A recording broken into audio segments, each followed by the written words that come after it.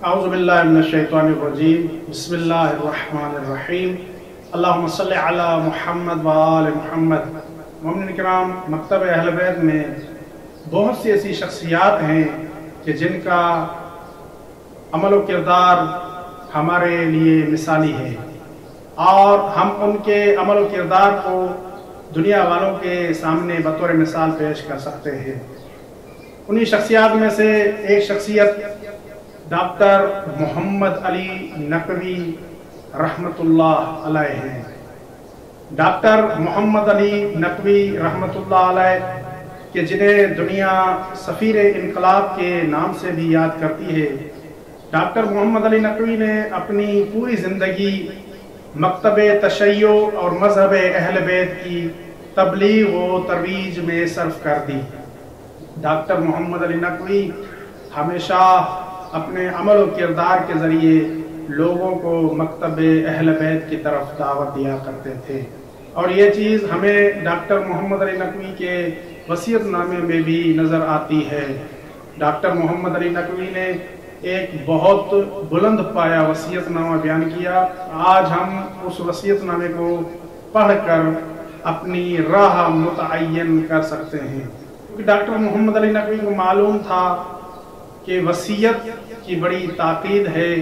رسول اللہ کی احادیث میں اور ائمہ اہل بیت علیہ السلام کی سیرت میں وصیت کی بہت تاکید کی گئی ہے، اس لیے ڈاکٹر محمد علی نقوی نے اپنی زندگی میں ہی 1992 میں اپنا وصیت نامہ لکھ دیا، اور آج ہمارے پاس مختلف کتب میں یہ وصیت نامہ موجود ہے۔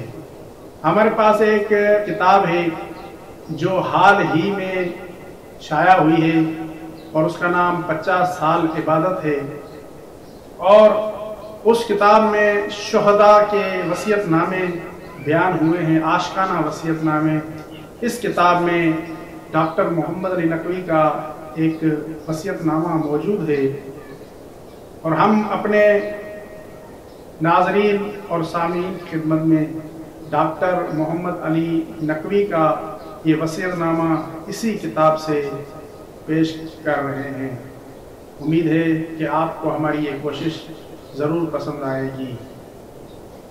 ڈاکٹر محمد علی نقوی اپنے وصیت نامے میں لکھتے ہیں: بسم رب الشہداء، موت کی جانب سفر تیزی سے ہو رہا ہے۔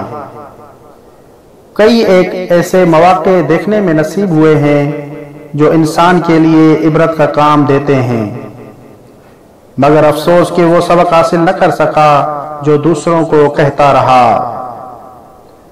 بالآخر وہ وقت آن پہنچا، کاش موت سے نہ بھاگے ہوتے، کاش لشکر خمینی میں شمولیت اختیار کی ہوتی تو شاید پاک و پاکیزہ نوجوانوں کے صدقے ہم بھی بخشش کا کوئی سامان لے جاتے۔ بہرحال یہ سب باتیں اب رہ گئیں، اور ہم ایک لمبے سفر پر روانہ ہو گئے۔ التماس دعا میں وصیت کرتا ہوں،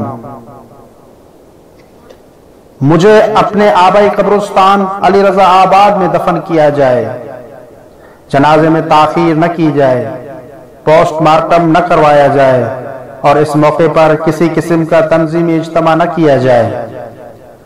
میری ملکیت ظاہری میں اگر کوئی شخص یا تنظیم دعوے دار ہو تو اسے ضرور پہلے اس کا حق دیا جائے۔